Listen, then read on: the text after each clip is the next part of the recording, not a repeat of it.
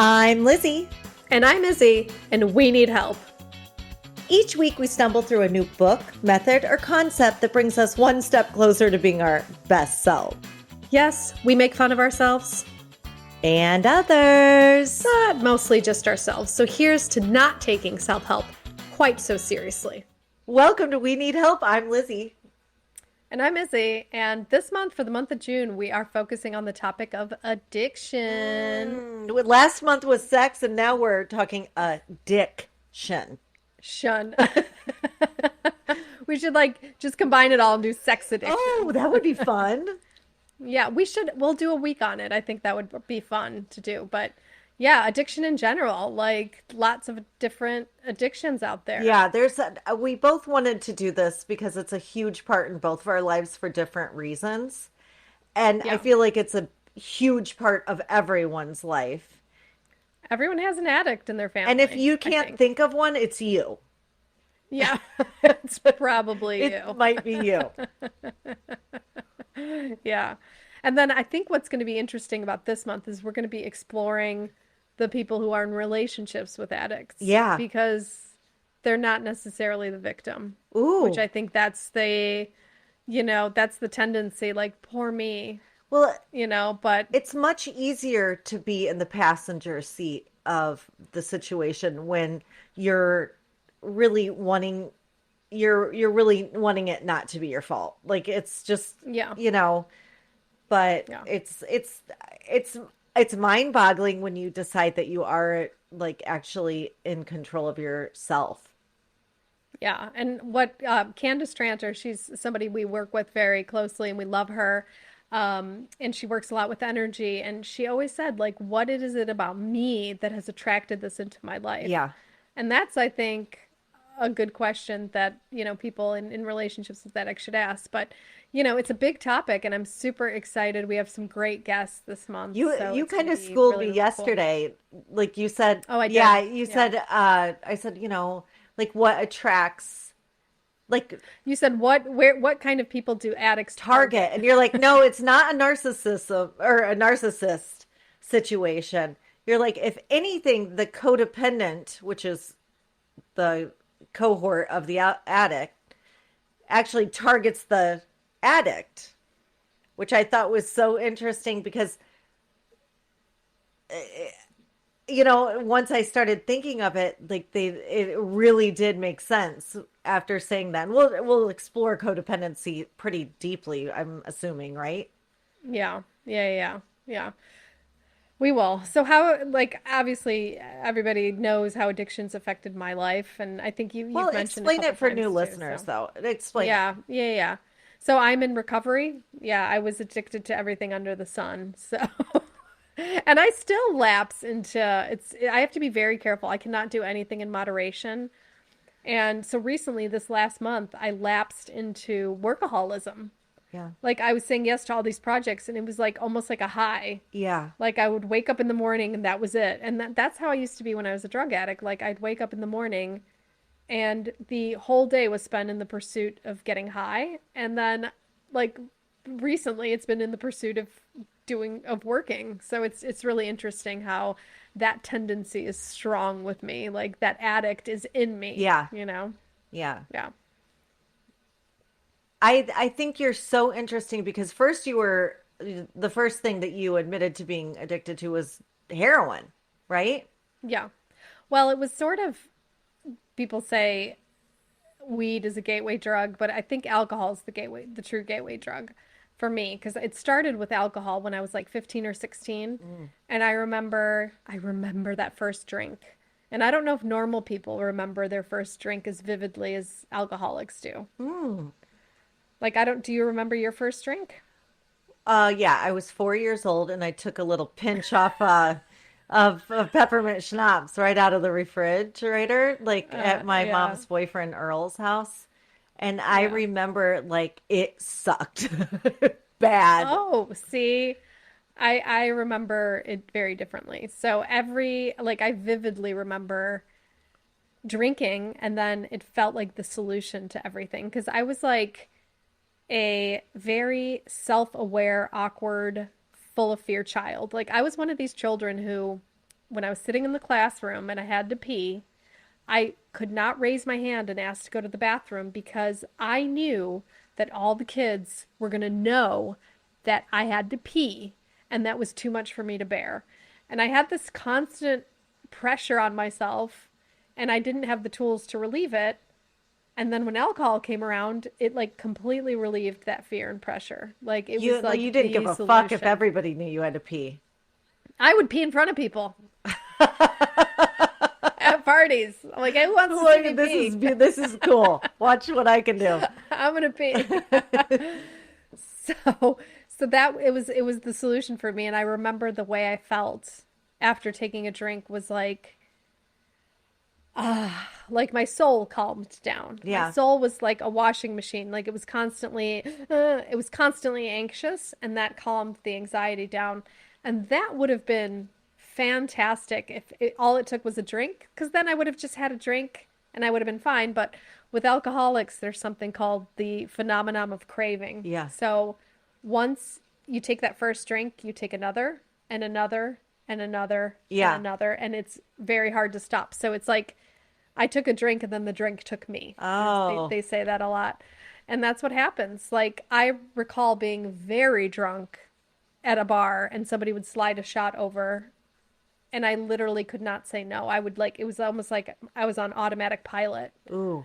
So it's interesting because if all it took if alcoholism, if all it was about was relieving that tension, then all it would take was one or two drinks. Yeah.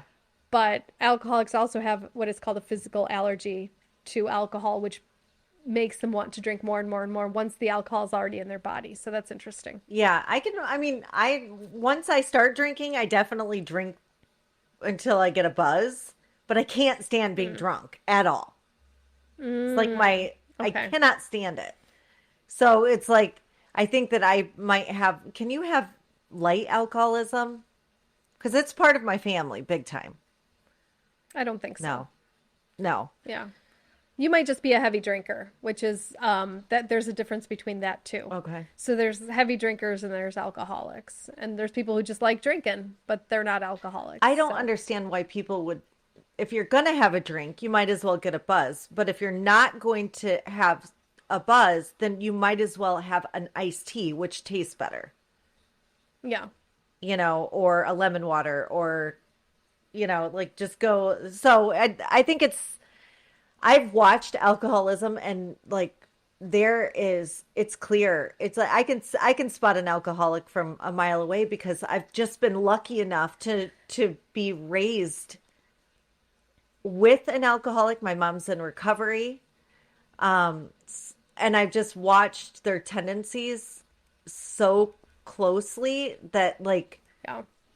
I mean, like a sure thing, I can call an alcoholic like from 50 paces. They cannot leave any alcohol in their glass at a restaurant. Yeah. They That is like sacrilegious. Like that's sort of like our code. that is like a sure thing. So if you have that, you might you Yeah. might be an alcoholic. They rarely refuse alcohol. They are very happy when somebody says, "Who wants to do shots?" Yeah. They're like extremely over enjoy. Of course, these are generalizations because habits of alcoholics do vary. Yes. But in general, Yeah. we're talking in general. Yeah. So, So yeah, when like I took alcohol classes, I've been to Al-Anon, the whole nine, but they say that like a good idea, if like a good way of knowing that you might be an alcoholic is if your life starts to crumble from it. maybe there's two ways that I've been taught to know if you're an alcoholic. If you really want to stop but cannot. Or the second way is when you drink, if you usually just drink too much every single time. Yeah. If you have a hard time controlling the amounts. Okay. So really wanting to stop but cannot, and hard time controlling the Okay. amounts. And drinking in the morning, that's alone. Yeah, probably. I Yeah, think if you probably. drink alone, there's an issue. Maybe. I like, Maybe. why would you do that? I just don't, it doesn't. Well, some people, my dad, for example, like He's not an alcoholic. He would sit down with a book and cognac, and he would read his book and just sip his cognac, and he just enjoyed that. And he liked being alone, just relaxed, you know. So some people might enjoy that. It seems like weird to me because it's like it's a spirit drink. Like it just makes you happier and like you to like and kind of It doesn't make everybody happier. Some people drink it to calm like down. it calms people down. It's like a nice end of day, curl up on the couch, put on a movie and chill, you know. So and but some people are more social Yeah. drinkers. So I just think it depends on the I don't personality. think I But tried drinking alone once and I wanted to take a hot bath and with a glass of red wine. I got about half that yeah. red wine in me and nearly passed out because of the heat.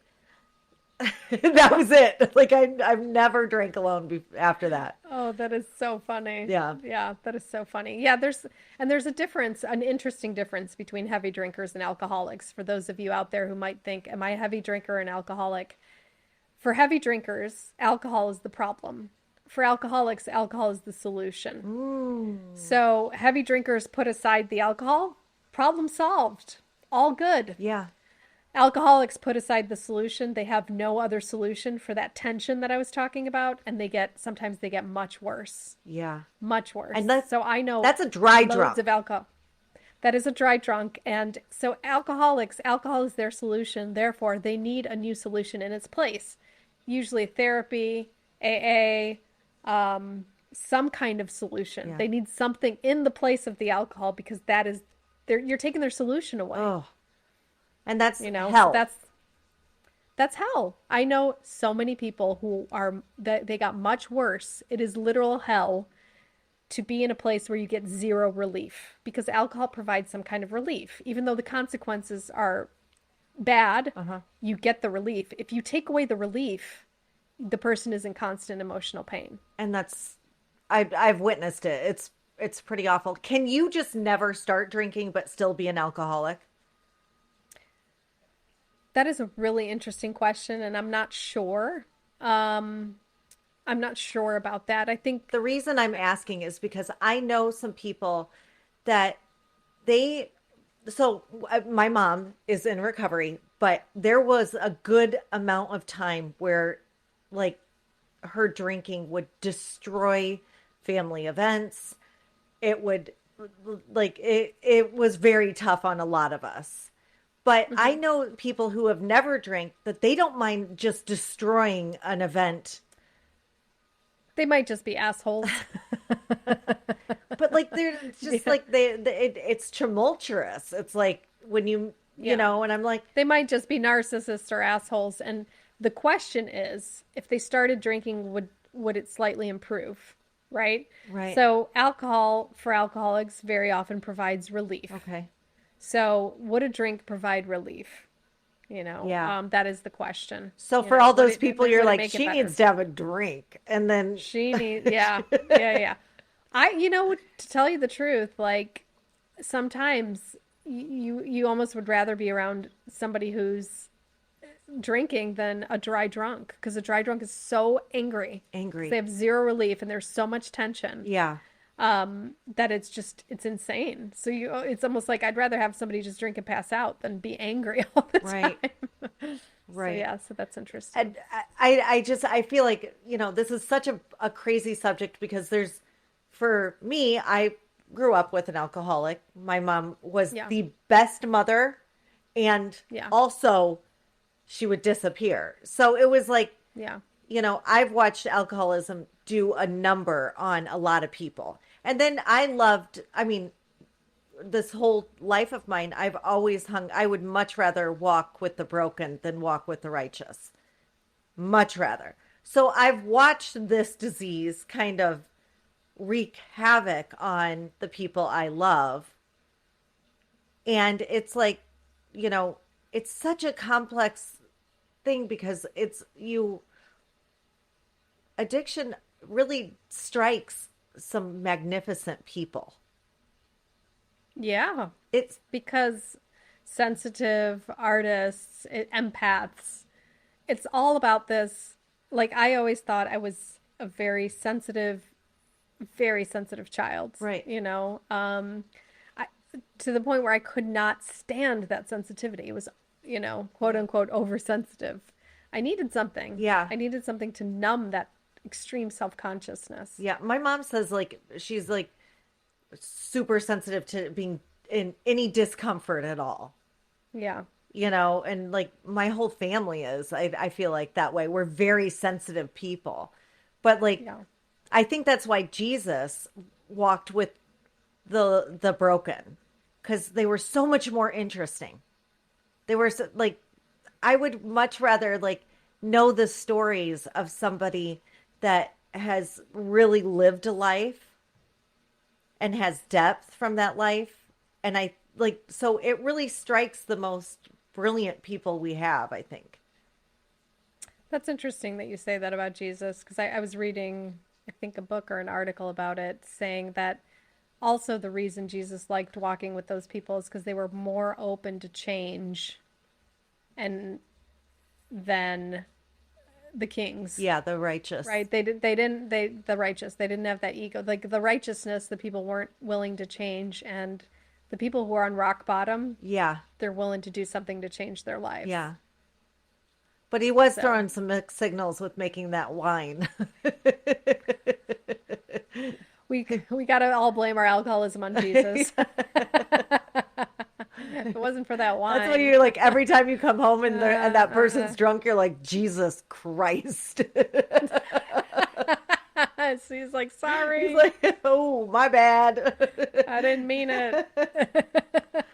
Oh I didn't God. know. I didn't I'm know. really excited to do this subject over the course of, it's gonna be interesting for me because like I am a child of addiction, and you know my mom's just been in recovery for a year now, and Mm, so we've really like it's been a big year for her, and it's been a big year for our family because we're learning to like not walk on eggshells. We're learning to, you know, have any kind of prediction of what our existence is in it because, yeah. it's just new.